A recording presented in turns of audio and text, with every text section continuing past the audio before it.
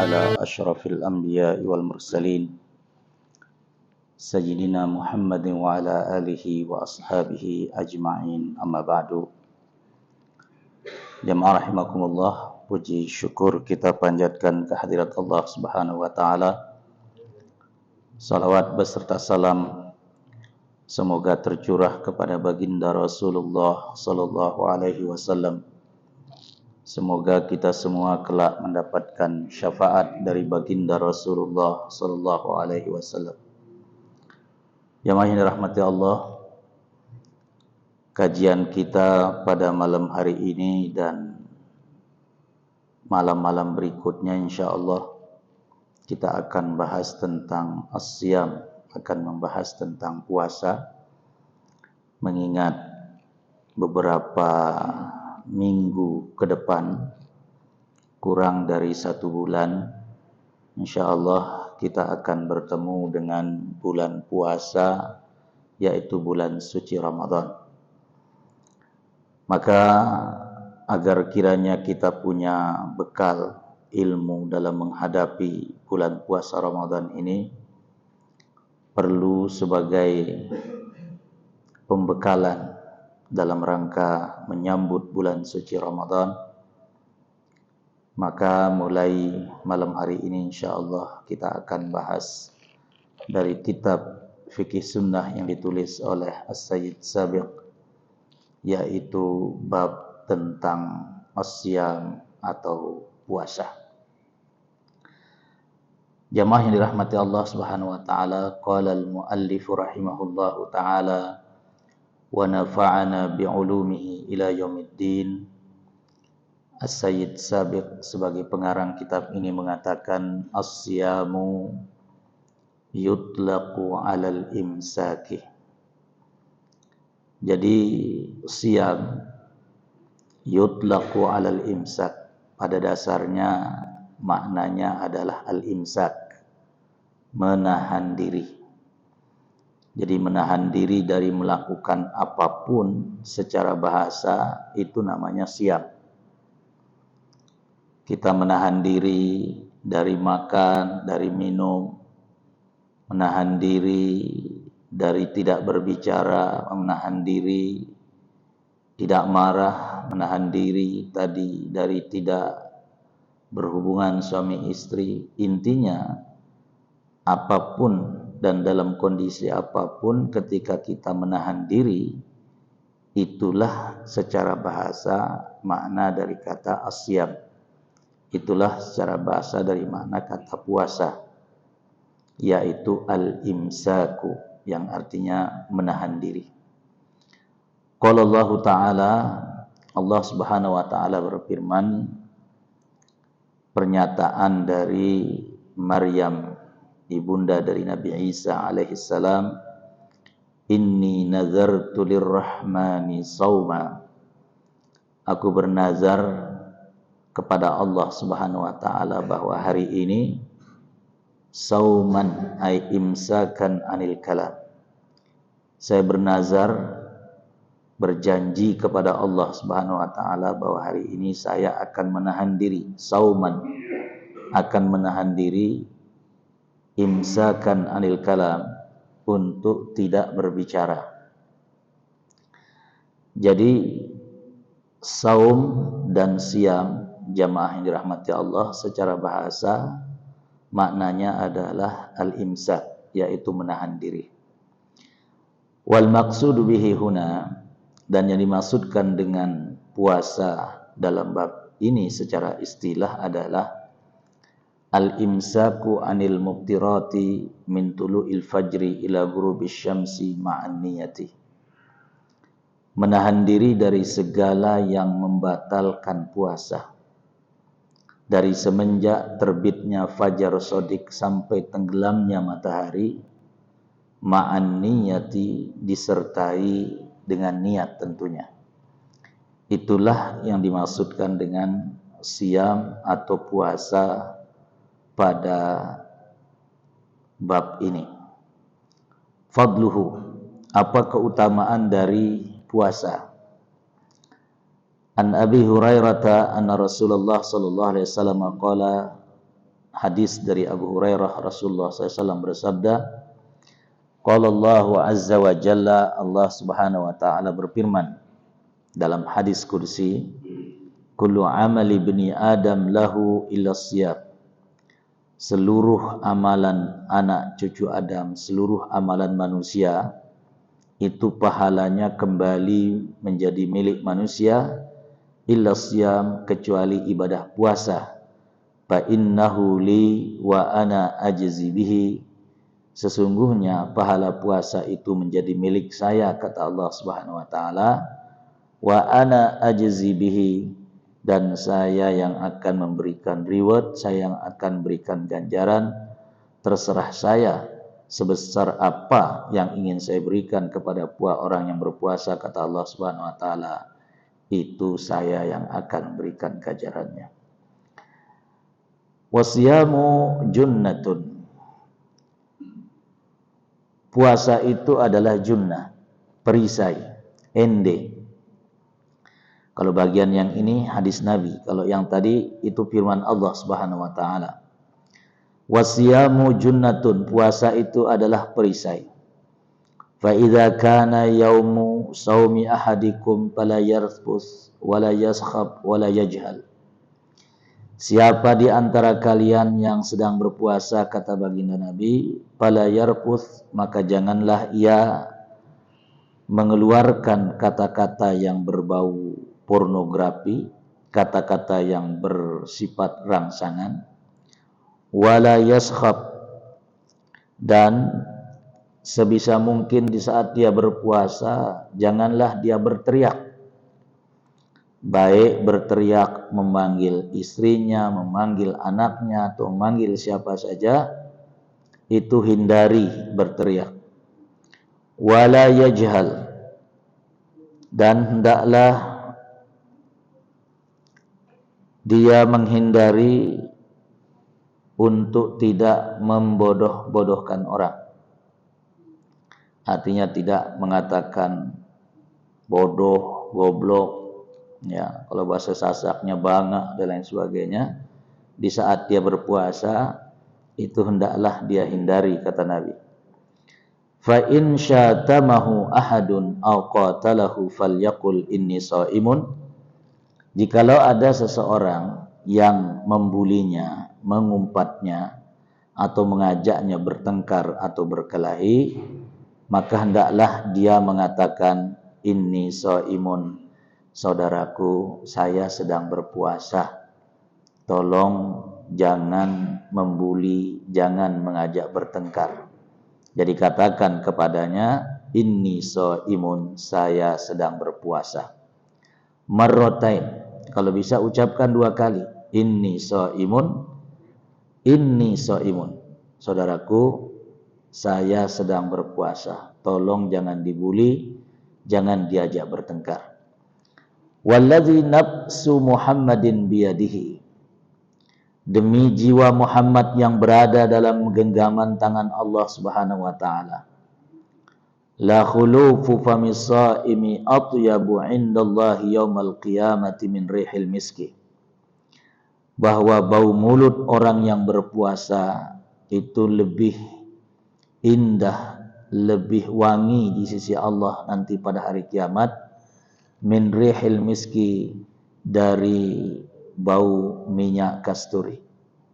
Walisaimi farhatani yafrahuhuma, orang yang berpuasa itu akan mendapatkan 2 kebahagiaan dan 2 kesenangan. Idza aftara fariha bi fitrihi, ketika datang saat berbuka tentu dia senang karena sudah datang waktunya berbuka. Wa idza laqiya rabbahu fariha bi saumihi, dan kelak ketika ia bertemu dengan Tuhannya di dalam surganya Allah Subhanahu wa taala, ia akan senang, dia akan bangga dengan puasa yang dilakukannya di atas dunia. Jadi jamaah yang dirahmati Allah Subhanahu wa taala, ini keutamaan atau di antara keutamaan orang yang berpuasa, yang pertama bahwa seluruh amalan anak manusia pahalanya kembali kepada manusia.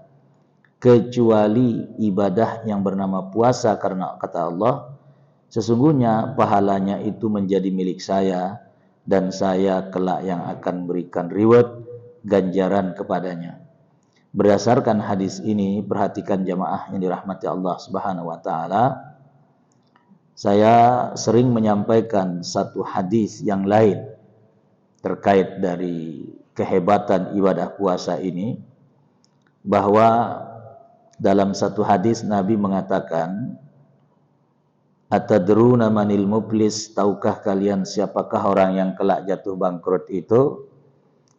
Para sahabat mengatakan, al-muflisu fina man laisa lahu dirhamun wala mata'.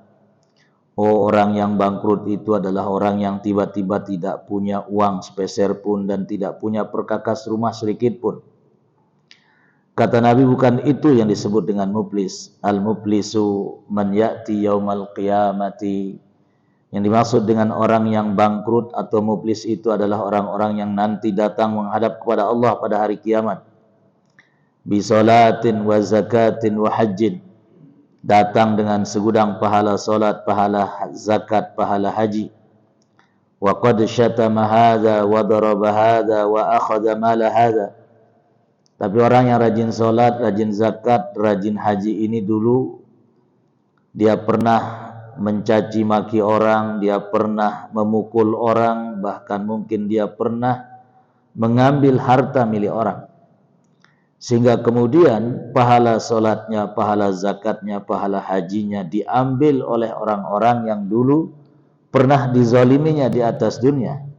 Sehingga kemudian pahala-pahalanya itu semuanya habis, lalu tinggallah dosa-dosanya. Kata Nabi, fayuqdhafu finnar, ujung-ujungnya orang itu dicampakkan ke dalam neraka. Na'udzubillahi min dzalika.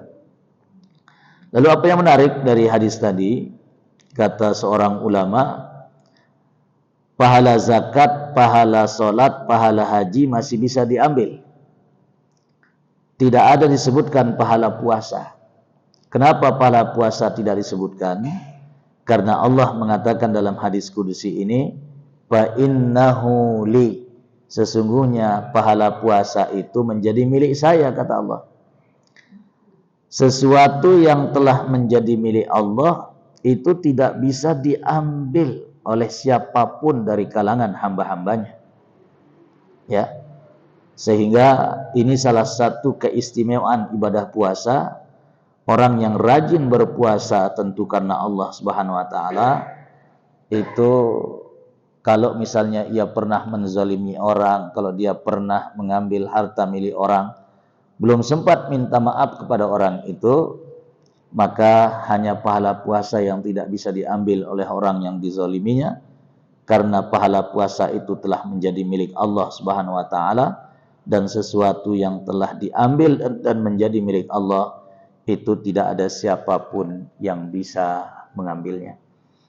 Jadi saya sering mengatakan jamaah, kalau misalnya kita pernah menzalimi orang, pernah mengambil harta orang, baik sedikit ataupun banyak, dan tidak pernah ketemu lagi dengan orang itu, maka banyak-banyak saja berpuasa, karena hanya pahala puasa yang kelak tidak bisa diambilnya.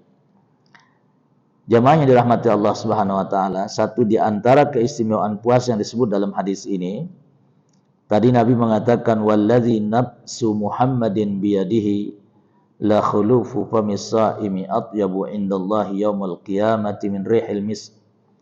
Bahwa tentu orang yang berpuasa, apalagi kalau sudah zawal setelah jam 12, itu biasanya terjadi bau mulut pada orang yang berpuasa. Dan kata Nabi dalam hadis ini bahwa bau mulut orang yang berpuasa itu lebih wangi di sisi Allah nanti pada hari kiamat dibandingkan dengan minyak kasturi.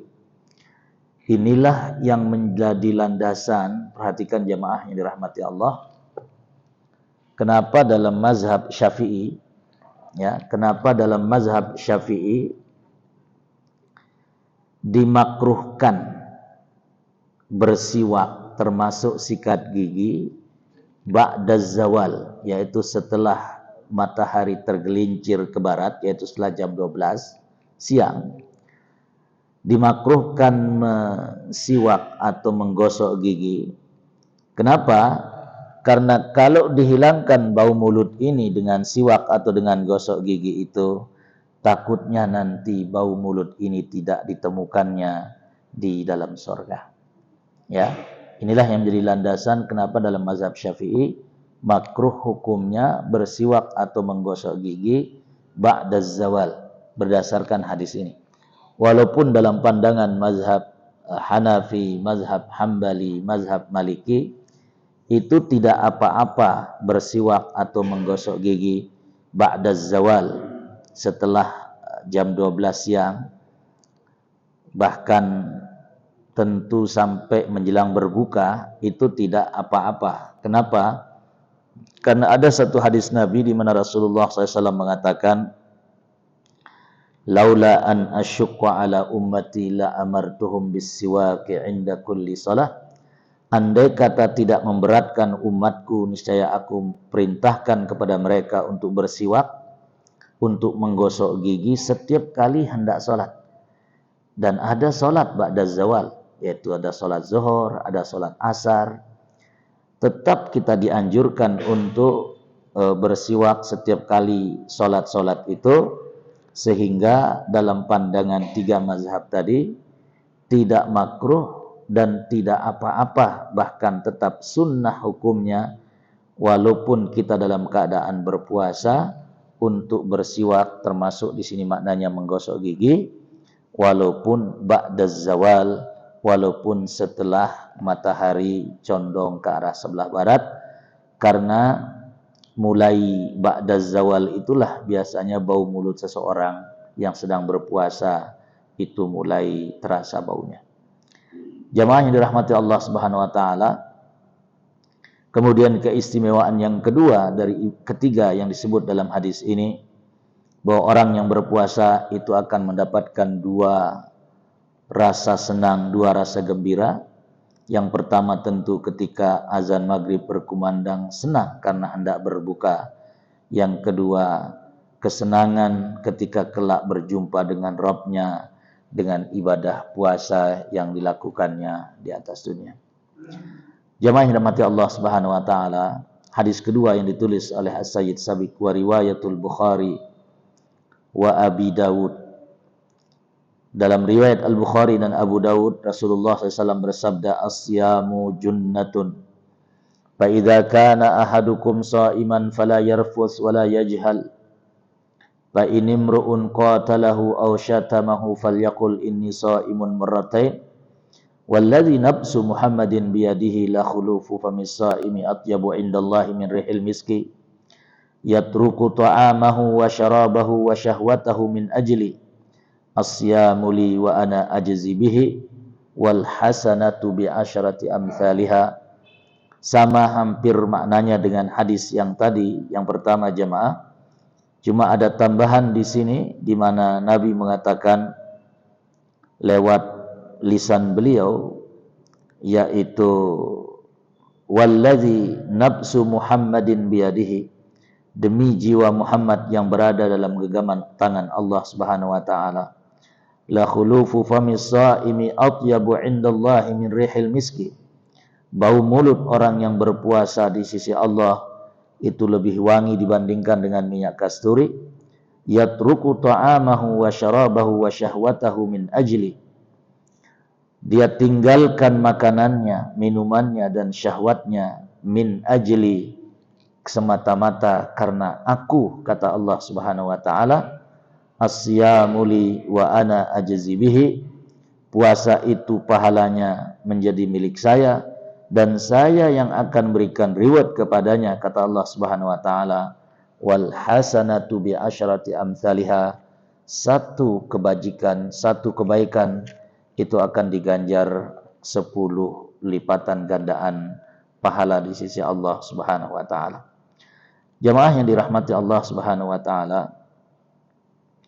Kemudian hadis yang ketiga, wa an Abdullah bin Amr anna Nabiy sallallahu alaihi wasallam qala, as-siyamu wal Qur'anu yashfa'ani lil 'abdi yaumal qiyamah, bahwa puasa dan Al-Qur'an, kata Nabi, kedua-duanya kelak akan berikan syafaat kepada hamba yang melaksanakannya pada hari kiamat.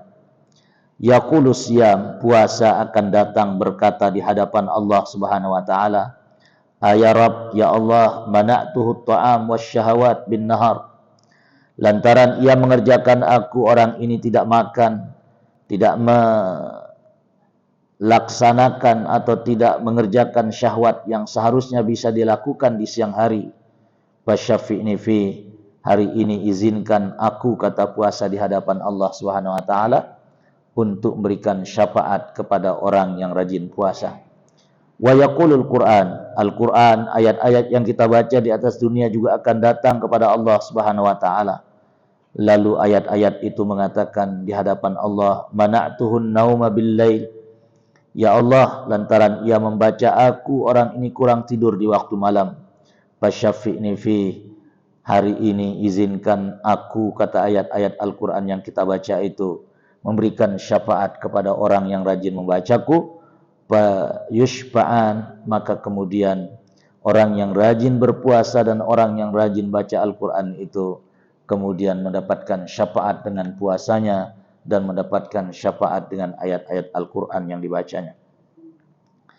Hadis yang keempat, wa an Abi Umamah qala ataitu Rasulullah sallallahu alaihi wasallam faqultu murni bi amalin yudkhilunil jannah. Kata Abu Umamah, sahabat baginda Rasulullah SAW, satu hari aku datang menemui Rasulullah sallallahu alaihi wasallam, kemudian aku berkata kepadanya, murni bi amalin yudkhilunil jannah. Ya Rasulullah, tolong perintahkan aku untuk mengerjakan satu amalan yang dengan amalan itu akan memasukkan aku ke dalam surga. Qala, Nabi kemudian mengatakan, alaika bis-saum, hendaklah engkau berpuasa. Wahai Abu Umamah, hendaklah engkau berpuasa.